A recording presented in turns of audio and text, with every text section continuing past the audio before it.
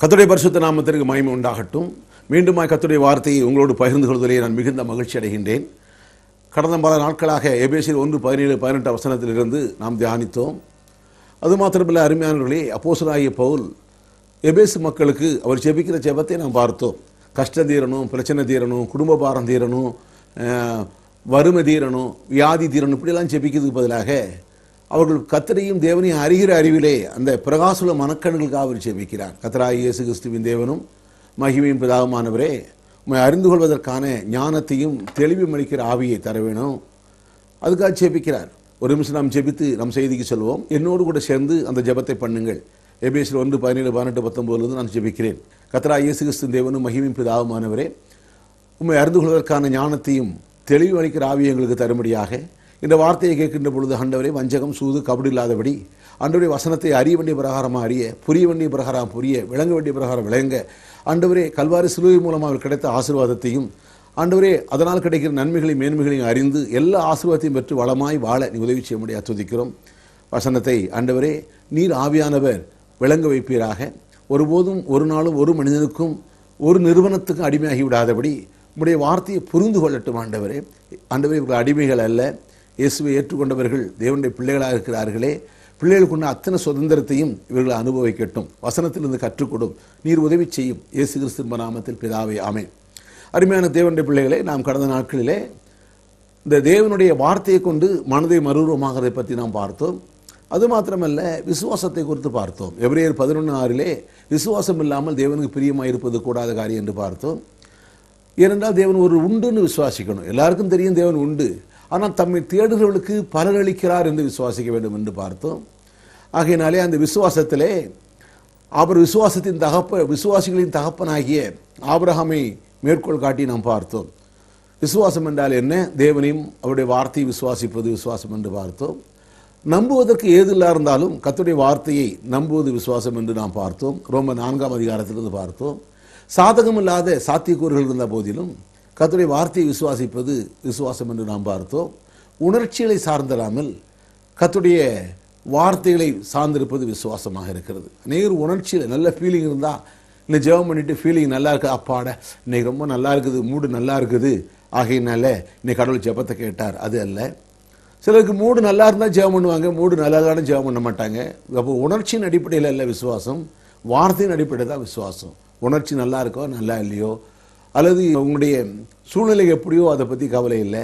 நீங்கள் தேவனுடைய வார்த்தை என்ன சொல்கிறது என்பதான ஒரு காரியத்தை மனதில் வைத்து நாம் விசுவாசிக்க வேண்டும். உதாரணமாக சில சமயத்தில் கடவுள் தங்கிட்ட இருக்கிறது போல ஒரு ஃபீலிங் இருக்காது, ஆண்டோடைய பிரசன்னம் நம்மகிட்ட இருக்கிறது போல ஃபீலிங் இருக்காது.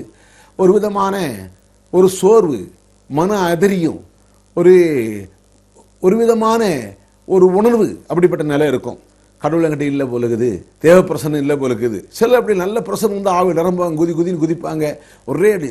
சிலர் பார்த்தா கோவிலில் கொட்டடிச்சா தான் குதிப்பாங்க, கொட்டடிக்கும் போது குதிப்பாங்க, கொட்டடிச்சு மட்டும் நின்று போயிடும். அது கர்த்தருக்கு சொல்லுது. அப்படி இல்லை, அதாவது உணர்ச்சியின் அடிப்படையில் இல்லை. தேவனுடைய வார்த்தை என்ன சொல்லுது? நான் உன்னை விட்டு விலகுவதில்லை, உன்னை கைவிடுவதில்லை சொல்லியிருக்கிறார். தேவனுடைய வார்த்தை என்ன சொல்கிறது? கொலோசியர் 1:27 கிறிஸ்துவானவர் மகிமை நம்பிக்கையாக உங்களுக்குள்ள வாசம் பண்ணுறார் என்று சொல்லியிருக்கிறது. அப்போ அந்த அடிப்படையில் ஆண்டவரே என்னோருக்கு எபேசியர் 4:6 என்ன சொல்லுது? உங்களை எல்லார் மேலும் எல்லாரோடும் எல்லாருக்குள்ளே இருக்கிறார் என்று சொல்லுது. அப்போ தேவனுடைய வார்த்தை என்ன சொல்லுது? அக்கிரமங்கள் எல்லாத்தையும் உங்களை மன்னித்து கிருபையினால் உங்களை ரட்சித்து இயேசுவோடு கூட உயிரோடு எழுப்பி உன்னதங்களில் அவரோடு கூட உட்கார வச்சார் சொல்லியிருக்குது. நாம் உன்னதமான இடத்துல இருக்கிறோம், மகாமேன்மையான இடத்துல இருக்கிறோம், நமக்கு தாழ்வு மனப்பான்மைக்கு இடம் இல்லை. நாம் ஒரு கர்த்தருக்கு ஸ்தோத்திரம், நாம் ஒரு அற்பமான எண்ணங்கள் நமக்கு இடம் இல்லை. நம்முடைய உணர்ச்சி எப்படி இருக்குங்கிறது இல்லை. தேவனுடைய வார்த்தை எப்படி சொல்லுது? நான் உன்னதங்களில் தேவனோடு அமர வைக்கப்பட்டிருக்கிறேன், சம நிலையிலே சம அந்தஸ்திலே பிதாவுடைய வலது பாசத்தில் இயேசு உட்கார்ந்திருக்கிறார், அவர் அருகிலே சமநிலையில் உட்கார வைக்கப்பட்டிருக்கிறோம். ஏனென்றால் இயேசுவின் ரத்தத்தாலே மீட்கப்பட்டபடியினாலே, அவர் ரத்தத்தை கொடுத்து நம்ம மீட்கப்பட்டபடியினாலே, இயேசுவின் உயிருக்கு நம்ம சமமாக இருக்கிறபடியினாலே, இயேசு நிகரற்றவர். ஒவ்வொரு விசுவாசியும் புதிய ஏற்பாட்டு விசுவாசி நிகரற்றவர். அதனால தான் தாழ்வு மனப்பான்மையோடு பிச்சைக்காரனை போல பழைய ஏற்பாட்டு ஜெபம் பண்ணுறதில்லை. அநேகர் பழைய ஏற்பாடே பேசுறதுனால அது கொஞ்சம் பிரச்சனையாக இருக்குது. பழைய ஏற்பாட்டு ஜெபம் எப்படி? ஆண்டவரே இப்படி இந்த செத்த நாய் ஆண்டவரே, இந்த புழு ஆண்டவரே, தூசி ஆண்டவரே, இது பழைய ஏற்பாட்டு ஜெபம். என்றால் நாம் புதிய ஏற்பாட்டில் இயேசுவால் மீட்கப்பட்டவர்கள், அவரோடு உட்கார வைக்கப்பட்டவர்கள். இது ஒரு கான்ஃபரன்ஸ் காலில் ஒரு தகப்பனோட உறவாடுறது இல்லையா? என் பிள்ளை என்னுடைய வீட்டில் என்னுடைய பிள்ளை வந்து, அப்பா நான் கஞ்சிப்பா, காலை பிடிக்கிறப்பா, கையை பிடிக்கிறப்பா, ஒரு ஐஸ்கிரீம் தருவியாப்பா, எனக்கு கிடைக்குமாப்பா, தயவு செய்து தா அப்பா, இதெல்லாம் வந்து பார்க்கறதுக்கு, இது ஒருவேளை வெளியில் உள்ளவங்க பார்த்தாங்கன்னா இது என்ன குடும்பம், இது சரியான குடும்பம் இல்லையே. அருமையானவர்களே, நம்முடைய தகப்பனை விட கோடி மடங்கு அக்கறை உள்ளவர் தான் நம்முடைய ஆண்டவராகிய இயேசு கிறிஸ்து. நம்முடைய தகப்பனை விட கோடி மடங்கு அக்கறை உள்ளவர் தான் பிதாவாகிய தேவன், பரிசுத்த ஆவியானவர். அப்படி இருக்கின்ற பொழுது அவருடைய வார்த்தை எப்படி சொல்லும்போது, அப்போ வார்த்தையை விசுவாசிக்கணும். உன்னை அடிமைத்தன எண்ணத்தை மாற்றணும். நான் அடிமை அல்ல. கலாத்தியர் வாசிக்கிறோம்ல 4ஆம் அதிகாரத்தில், நீங்கள் அடிமைகள் அல்ல. சொல்லுங்க, நான் அடிமை அல்ல. ஒரு மனுஷனுக்கோ, ஒரு நிறுவனத்துக்கோ, ஒரு உபதேசத்துக்கோ, என் பிரசங்கம் பண்ற எனக்கோ நீங்கள் அடிமைகள் அல்ல. நீங்கள் தேவனுடைய பிள்ளைகள், கர்த்தருடைய ஊழியத்தை செய்ய வேண்டியவர்கள். ஆகியால் தான் நேற்று சொன்னேன், தேவனுடைய பிள்ளைகள் குறைவில்லாமல் இருக்க வேண்டும், நிறைவாக இருக்க வேண்டும். அதான் நேற்று சொன்னேன், எறும்பிட்ட போய் பாரு, தலைவரும் இல்லை, அதிகாரியும் இல்லை, கோடை காலத்து சம்பாதிக்குது, அறுப்பு காலத்து சேர்த்து வைக்குது. சம்பாதி, சேர்த்து வை, தன் சந்ததிக்காக, தன் வம்சத்துக்காக. ஏனென்றால் இந்த பூமி நம்முடைய பூமியாக இருக்கிறது. உலகத்தை சுதந்திரிக்க வேண்டும் என்று வேதம் சொல்கிறது. பூமியை சுதந்திரிக்க வேண்டும் என்று வேதம் சொல்கிறது. ஆகையினாலே அது மாத்திரமல்ல, வேதத்தை எடுத்து படித்து எங்கெல்லாம் சரி நல்லது இருக்குதோ அதை எடுக்கணுமா. அதை தான் நம்ம பார்த்தோம் இல்லைங்களா. நேர் வேதத்தில் எங்கெல்லாம் மோசமானது இருக்குதோ, எங்கெல்லாம் சாபம்னு எழுதியிருக்குதோ அதை எடுத்துக்கிட்டு வாங்க.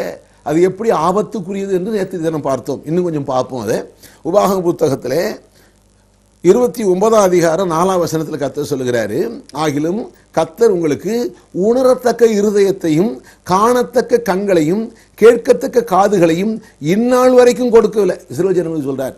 அந்த நிலை நமக்கு இருக்கக்கூடாது. நம் தேவனுடைய பிள்ளை. அப்போ ஆண்டவரே, நம் ஜெபம் எப்படி ஜெபிக்கணும்? ஆண்டவர் என்ன சொன்னார்? மீனை கேட்டால் மீனை கொடுப்பார், அப்பத்தை கேட்டால் அப்பத்தை கொடுப்பார்.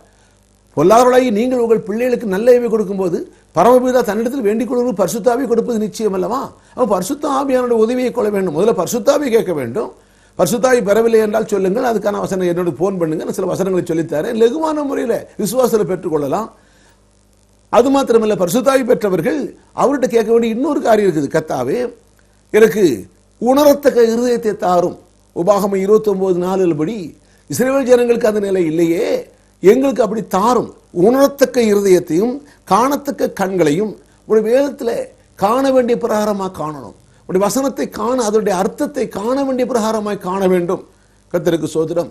கேட்கத்தக்க காதுகளை, சில வேதத்தை கேட்கறதே இல்லை. வேதத்தை கேட்காதபடி தன் செவியை விலக்குறேன்னு ஜெபம் அருவருப்பு. அந்த ஆளும் அருவருப்பு, அவ பண்ண ஜெபமும் அருவருப்பு. என்ன சொன்னாலும் சரி, வேத வசனமா அதை செட்டப் பண்றது இல்லை. கேட்டா உபாச கூட்டம், கேட்டா ஜப கூட்டம். சரி, அங்கே போனீங்கள் என்ன? சில பார்த்தா ஞாயிற்றுக்கிழமை கோவில், அதெல்லாம் வந்து மனசுல செட் ஆயிடுச்சு, பாரம்பரியம். ஏன்னா கோவில் அங்கே என்ன சரி போனமே, என்ன கத்தோம், இன்னும் கற்றுக் கொடுத்து சரியா தப்பா, போயிட்டா அப்பா திருப்தி, நீ கோயிலுக்கு போயிட்டு வந்தாச்சு. அருமையானவர்களே, இந்த பாரம்பரியம் இதான் மாற்றப்பட வேண்டும். இங்க என்ன சொல்ல, காணத்தக்க கண்கள், உணரத்தக்க இருதயம், அதைத்தான் பார்க்கிறோம். கேட்கத்தக்க காது, கேட்கணும். இயேசுராஜர் சொன்னாரு, தேவனுடைய ஜனங்களை பார்த்து சொன்னாரு, கேட்கறதுக்கு காது உள்ளவன் கேட்க கடவன். இவன் காதே இல்லையா? கேட்பதற்கு காது வேணும். இதை கேட்டால் லாபம், நம்முடைய குடும்பத்துக்கு லாபம். நம்முடைய ஏன்னா தேவனுடைய சித்தம் என்ன, நம்முடைய வாழ்க்கை குறித்து தேவ சித்தம் என்ன? அடிமைத்தனத்தில் வெளியே வர வேண்டும். அது மாத்திரமல்ல, வனாந்திரத்தில் வாழ்வது தேவ சித்தம் அல்ல. மக்கள் பாவம் பண்ணபடினால் 40 ஆண்டுகள் வனாந்திரம் செத்து மடிந்தார்கள். வனாந்திரத்தில் மடிவதற்காக தேவன் கொண்டு வரவில்லை.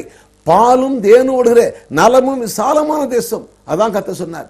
என் ஜனங்களுக்கு அதுதான் வாக்களிக்கப்பட்டது. அப்போ வனாந்திரத்துக்கு காரணம் என்ன? வனாந்திர வாழ்க்கை காரணம் என்ன? இஸ்ரவேல் தேவன் நடத்தவில்லை, அவங்க செய்த பாவம், அறியாமை. வனாந்திரம் செத்தது காரணம் என்ன? அது அறியாமை. ஆகையால் அருமையான ஜனமே, கர்த்தர் பல காரியங்களே, காணத்தக்க கண்கள், உணரத்தக்க இருதயம், கேட்கத்தக்க காதுகள் இருந்தால் உங்கள் வாழ்க்கையிலே வனாந்திரம் இருப்பதற்கு வாய்ப்பில்லை. வனாந்திரம் மாறும். அதுதான் ஏசாயா 35 சொல்கிறார், வனாந்திரம் வறண்டலில் மகிழ்ந்து கழிவழி கழித்து புஷ்பத்தை போல செழிக்கும். அப்ப தேவனுடைய நோக்கம் என்ன? கர்த்தருடைய வார்த்தையை கேட்டா புஷ்பத்தை போல செழிக்கும். செழிக்குங்கிறதுல மிகுதியா செழிக்கும். அந்த வசனம் படிச்சு பாருங்க, மிகுதியா செழிக்கும். ஏதோ செழிக்கல. நான் ஏற்கனவே சொன்னேன் இல்லையா, ஆகாருடைய வயிற்றுல துஷ்டம் இருக்கிறான்.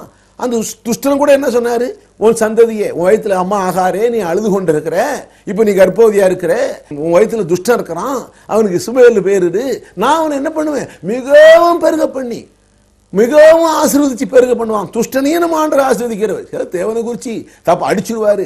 எந்த கோயிலில் போனா அடிச்சிருவாரு, நொறுக்கிடுவாரு. ஆண்டவரை அடியும், ஆண்டவரை நொறுக்கும், உடையும்.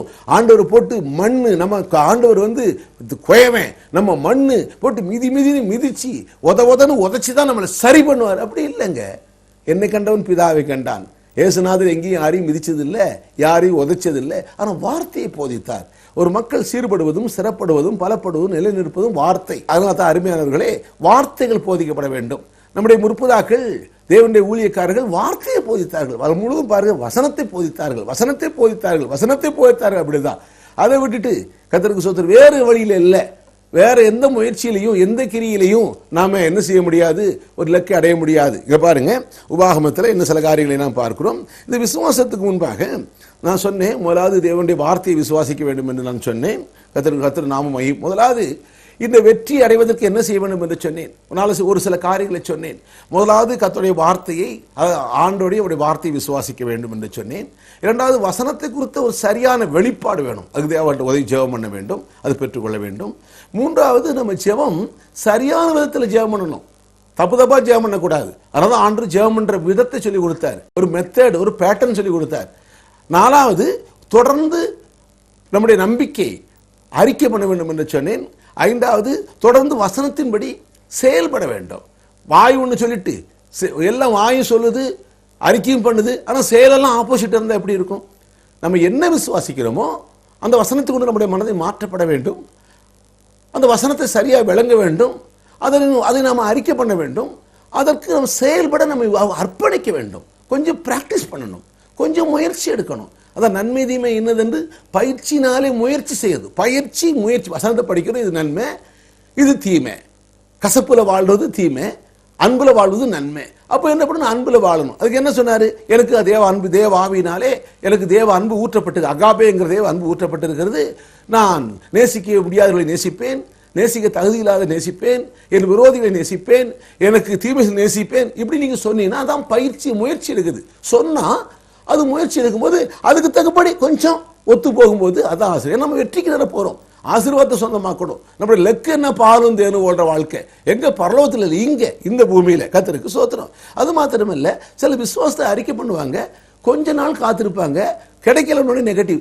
எங்க எல்லாத்துக்கும் வேலை செய்யாதுங்க, அது எல்லாருக்கும் வேலை செய்யாதுங்க. அது பாருங்க, கர்த்தர் சித்தத்தின்படி தான் ஒருத்தருக்கு வேலை செய்யும், ஒருத்தருக்கு வேலை செய்யாது. அது தேவனுடைய சித்தங்க அப்படின்னு கடைசியில் அந்த விசுவாசத்தை அழித்து விடுவார்கள்.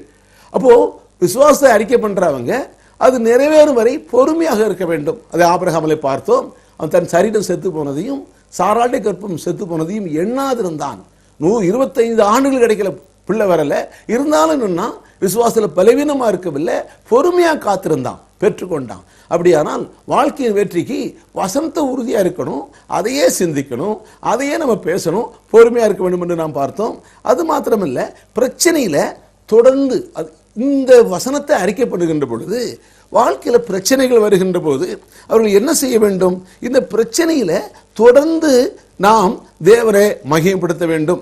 இதைத்தான் பேதுரு ஒரு வசனத்திலே நான் வாசிக்கிறேன் பாருங்க.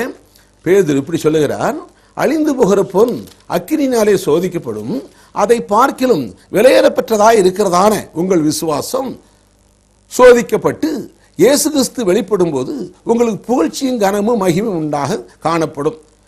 1 பேதுரு 1:7 சொன்னேன். என்ன சொல்றாங்க? அழிந்து போகிற பொன் அக்கினியால சோதிக்கப்படும். அந்த அக்கினியில் பண்ணும்போது அதில் களிம்பு, அதில் பித்தளை எல்லாம் எடுத்துடலாம், அதை உருக்கி எடுக்கிறாங்க. அதை பார்க்கலாம். அப்போ விசுவாசங்கிறது எல்லாத்தோட ஜெபத்தை பார்க்கலும், உபவாசத்தை பார்க்கலும், கண்ணீரை பார்க்கலும், பிரதிஷ்டை பார்க்கலும், எந்த செயலை பார்க்கலும் விசுவாசம் மேலானது.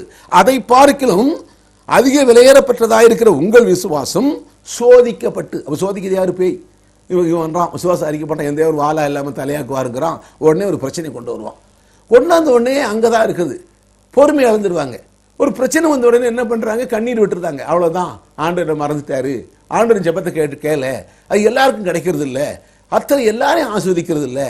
அது கர்த்தர் ஒருவரை உயர்த்துறாரு, ஒருவரை தாழ்த்துறாரு. இல்லைங்க, இது பிசாசுடைய வஞ்சகம், இது பிசாசுடைய சூது. தேவனுடைய பிள்ளைகளே, விசுவாசத்தை அறிக்கை பண்ணும்போது தான் பிரச்சனை நினைக்காம தொடர்ந்து தேவனுடைய வார்த்தையை சொல்லி மகிமைப்படுத்த வேண்டும். 7 காரியங்களை சொல்லிட்டு வந்தேன். கர்த்தருடைய நாமம் மகிமைப்படுவதாக. அதான் இங்க சொல்றாரு, அழிந்து போகிற பொன் அக்கினியால சோதிக்கப்படும், அதை பார்க்க அதிக விலையேறப்பட்டதாக இருக்கிற உங்கள் விசுவாசம் சோதிக்கிறேன் பிசாசு. அந்த நேரத்தில் அந்த சோதனையிலே அதை விடாமல் உறுதியாக பிடிச்சிக்கிட்டு இருந்தீங்கன்னா, அந்த வசனத்தை உறுதியாக பிடிச்சிட்டு இருந்தீங்கன்னா, அந்த வசனத்தில் இருக்கிற கிறிஸ்து, அதான் கிறிஸ்து வெளிப்படும் போனா இயேசு 2ஆம் வருகையில் அது அல்ல, கிறிஸ்துவும் வார்த்தையும் ஒண்ணு. அந்த வார்த்தையில் இருக்கிற வல்லமை உங்க வாழ்க்கையில வெளிப்படும். எப்படி? இந்த பூமியில புகழ்ச்சியும் கனமும் உண்டாக காணப்படும். அதனால தான் சிலருக்கு உடனே கிடைச்சிருது, சிலருக்கு சில மாதங்கள் ஆகிறது, சிலருக்கு சில வருடங்கள் ஆகிறது. ஆபிரகாமுக்கு 25 ஆண்டுகளான. ஆனாலும் அருமையான தேவனுடைய ஜனமே, அவன் உறுதியான அதான் விசுவாசியின் தகப்பன். அவன் பொறுமையை விலகல, வசனத்தில் நின்னான், தொடர்ந்து மகிமைப்படுத்தினான். ஜாதிகளின் தகப்பன் ஆபிரகாம், சாராள் சாதிகளின் தாய், ஜாதிகளின் தகப்பன். கர்த்தருக்கு ஸ்தோத்திரம். வானத்தின் நட்சத்திரங்களை போல, கடற்கரை மணலை போல அவன் எண்ணினான், பேசினான், தொடர்ந்து தேவனை மகிமைப்படுத்தினான்.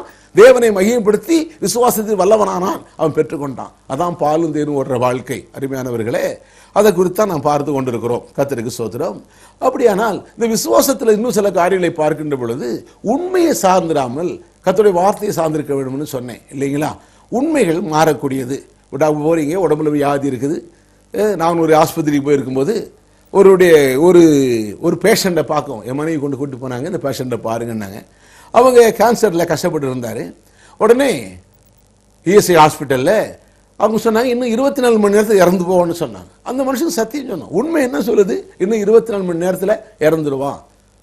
அப்போ சில வசனங்களை சொன்னோம். ஆனால் பாருங்க, கடவுளுடைய ஜனங்களை விட இன்னும் புறஜாதி ஜனங்கள் உடனடியாக ஏற்றுக்கொள்கிறாங்க. இந்த கடவுள ஜனங்கள் தான் ஏற்றுக்கொள்ள மாட்டுக்கிறாங்க. ஏன் ஏற்றுக்கொள்ள மாட்டுக்கிறாங்கன்னா, ஏற்கனவே தவறான காரியங்களை மனதில் போதிச்சு வச்சுட்டாங்க. ஏகப்பட்ட தவறான உபதேசங்களை போதிச்சு மனது புல்லா நிறைஞ்சு கிடக்கிறதுனால கர்த்தருடைய அற்புதங்களையும் அதிசயங்களையும் பொருளாதார நிறைவும் பெற முடியாது. கர்த்தர் நம்ம ஆசீர்வதிக்கிறார், பாலுந்தேர் ஓடுனா இல்லைங்க, நமக்கு தரித்திர பாதங்க அப்படிங்கிறாங்க. எத்தனை வசனம் சொன்னாலும் சரிதான். ஒரு நாள் பேசினேன், ஒரு தேவனுடைய ஊழியரோட பேசிட்டு இருந்தேன். எத்தனையோ செமினார் நடத்தி இருக்கிறேன். கர்த்தருக்கு ஸ்தோத்திரம். கிட்டத்தட்ட 55 செமினார், போதகர்கள் செமினார் நடத்தி இருக்கிறேன். அவங்க 5 மணி நேரம் ஒரு செமினார்ல உட்கார்ந்து கேட்கிறாங்க. ஆன்னு குதிக்கிறாங்க, துள்ளுறாங்க, சந்தோஷப்படுறாங்க, கர்த்தருடைய வல்லமையை அனுபவிக்கிறாங்க. எல்லாம் இருந்தாலும் கூட தனிப்பட்ட முறையில் பண்ணா பார்த்தா விசுவாசமே கிடையாது. அந்த நேரம் தான் எமோஷன். பாருங்க, கர்த்தருக்கு ஸ்தோத்திரம். அப்ப அந்த விசுவாச உண்மைகள், அந்த உண்மையை சார்ந்திராம கர்த்தருடைய வார்த்தையை சார்ந்திருப்பது விசுவாசம். உண்மை மாறக்கூடியது. அது வேற அந்த மனுஷனுக்கு சொன்னோம். அவன் நம்புறான், புறஜாதி மனுஷன் நம்புறான். இயேசு உனக்காக சிலுவையில் மரித்தா நம்புறியா? நம்புறேன்னா. ஒரு வியாதியில் சுமம் தீர்த்தாருன்னு நம்புறேன்னா. இப்போ உன் மேல கை வச்சா சுகமாக நம்புறியானா? நம்புறேன் அப்படின்னா. உடனே இயேசு நாமத்தில் நீ சுகமடைவாயாக சொல்லி முடிச்சேன். வித்தின் 5 minutes அந்த கரைஞ்ச அந்த கட்டி காணாம போச்சு அப்படிங்கிறா. ஆனா எத்தனையோ கிறிஸ்தவங்க ஜெர்மனி பார்த்தா நடக்க மாட்டேங்குது. ஒரு எத்தனையோ கிறிஸ்தவர்கள் பெற்றுக்கொண்டாங்க பிரசங்கம் பண்ணி, அது வேற விஷயம். ஆனால் எத்தனையோ நடக்க மாட்டேங்குது. அதான் இயேசு சொல்றாரு, எத்தனையோ குஷ்டரோகி இருந்தா ஒரு குஷ்டரோகி தான் சுகமானா அப்படின்னாரு இல்லையா? அப்போ விசுவாசிக்கிற மக்கள் அதே என்ன பண்றாங்க, சும்மா வேதத்தை தூக்கிட்டு பேசிட்டு விசுவாசங்கிறாங்க. நான் செயலை பார்த்தா அப்படி இல்லை. அதுக்கு தான் இதை மாற்றுவது எப்படிங்கிறத நான் கற்றுக் கொடுக்குறோம். அருமையானவர்களே, தொடர்ந்து பாருங்க. ஒருவேளை இதுக்கு முன்னால் உள்ள செய்திகளை பார்க்க முடியலன்னா நீங்க என்ன செய்ய, என்னுடைய கேசட்களை வாங்கி கேளுங்க. கேட்டுட்டு அது தொடர்ச்சி பாருங்க. இல்லைன்னா கர்த்தருக்கு ஸ்தோத்திரம், தேவனை பற்றி சரியான படம் உங்களுக்கு இருக்காது.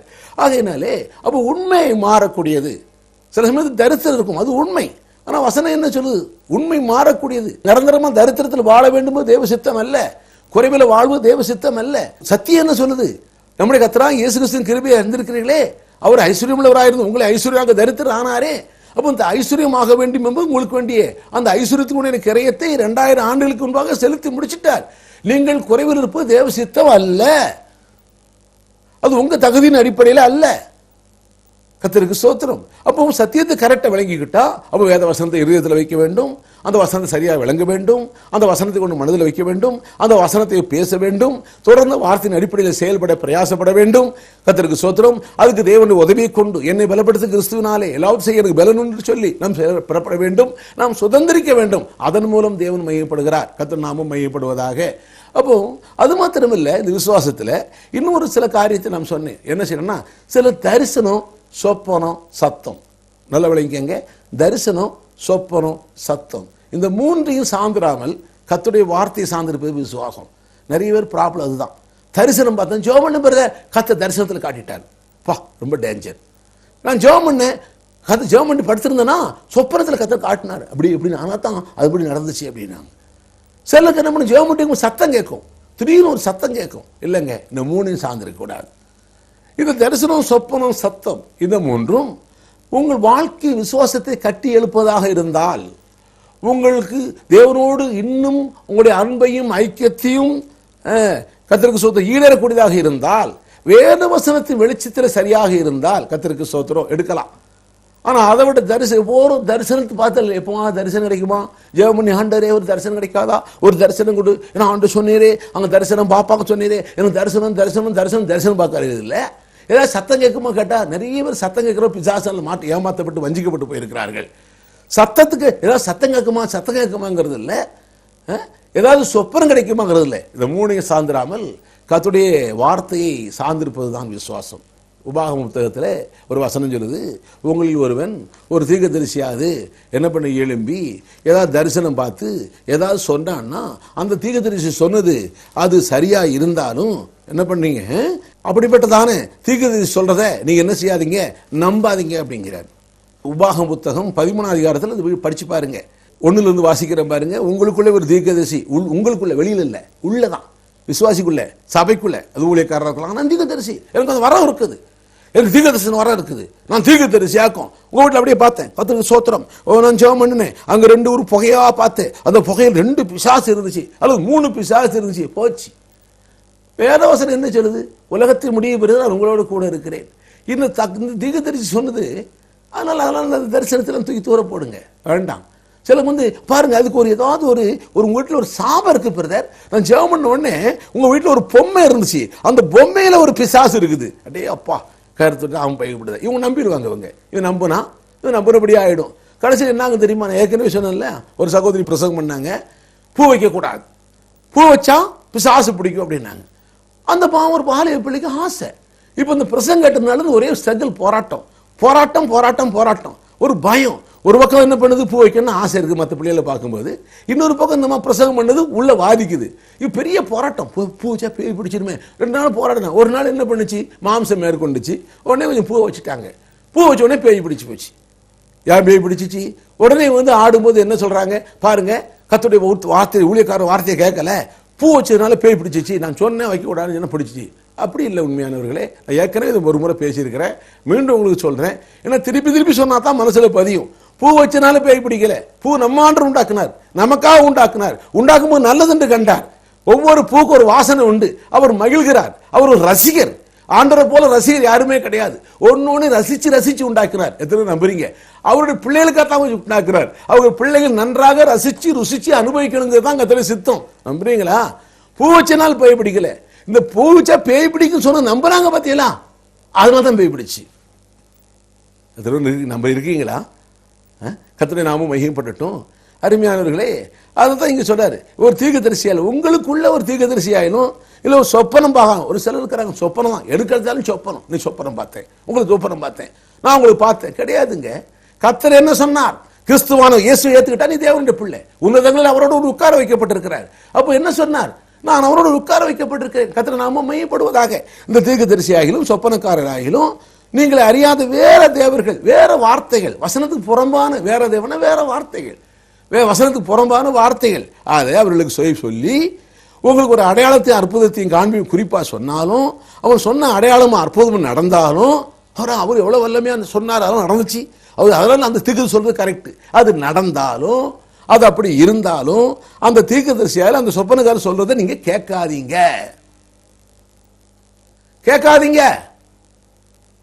எவ்வளவு பெரிய தீர்க்கதரிசி இல்லைங்க. அதனால தான் ஏசாயா 8ஆம் அதிகாரத்துக்கு 20 வசனம் சாட்சியாகமத்து வசனத்தை கவனிக்கணும். இல்லைன்னா விடிய காலத்து வெளிச்சம் இல்லை, குடும்பத்தில் வெளிச்சம் இல்லை, வாழ்க்கையில வெளிச்சம் இல்லை. உங்க வாழ்க்கையில வெளிச்சம் வேணுமா, பாலும் தேனும் ஓடணுமா, வாழ்க்கையில் நிறைவடையணுமா, தரிசனக்காரர் சொல்லிட்டாரு, குறி சொல்லிடுவாங்க, குறி சொல்ல பின்னால போயிடாதீங்க, யாரோ உங்களுக்கு சொல்லிட்டு அப்படியெல்லாம் கிடையாது. அருமையானவர்களே, எழுதப்பட்ட வார்த்தை, வானமும் பூமியும் ஒளிந்து போனாலும் வார்த்தை ஒழியாது என்று கர்த்தர் சொன்னார். எழுதப்பட்ட வார்த்தை என்ன சொல்லியிருக்கிறது, உபாகம் 30:19 என்ன சொன்னேன், இதோ ஆசீர்வாதத்தையும் சாபத்தையும் ஜீவனையும் மரணனையும் உங்களுக்கு முன்பாக வைத்திருக்கிறேன் என்று வானம் பூமி சாட்சியா சொல்லுகிறேன். வானமே சாட்சி, பூமியே சாட்சி, ஜீவன் உங்க முன்னால் இருக்குது, ஆசீர்வாதம் உங்க முன்னால் இருக்குது. அதுக்கு ஒரு தீர்க்கதரிசி வந்து சொல்ல வேண்டியது இல்ல, ஒரு சொப்பனக்காரன் வந்து சொல்ல வேண்டியது இல்ல. இந்த பிரசங்கியார் இதை எடுத்து விளக்குகிறோம். ஆசீர்வாதம் உங்களுக்குரியது அல்லவா? உங்கள் சாபத்தை நீங்க மீட்கப்பட்டீர்கள் அல்லவா? சாபத்தை மீட்கணும்னு சொல்லி ஜெபம் பண்ணக்கூடாது. அது ரொம்ப டேஞ்சர். ஆண்டவரே ஒரு குடும்பத்துல சாபம் இருக்குது, அதுக்காக நான் ஜெபம் பண்ண போறேன். இல்ல, நீ இயேசுவை ஏத்துக்கிட்டேன்னா நீ சாபத்திலிருந்து மீட்கப்பட்டுட்டேங்கிற சொல்லணும். அதுதான் சாபம் அந்த குடும்பத்தில் இருக்குது, நீங்க விசுவாசிங்க. உங்க வீட்டுல ஒரு சின்ன சாபம் இருக்குது, அதனால இந்த பிரச்சனை, ஏதாவது ஒரு பிரச்சனை சொல்லி ஜெபம் பண்ண வந்துட்டாங்கன்னா உடனே உங்க வீட்டுல ஒரு சாபம் இருக்குது, அதனால தான் இதெல்லாம் நடக்கல. அது இல்ல, அப்படி இல்ல.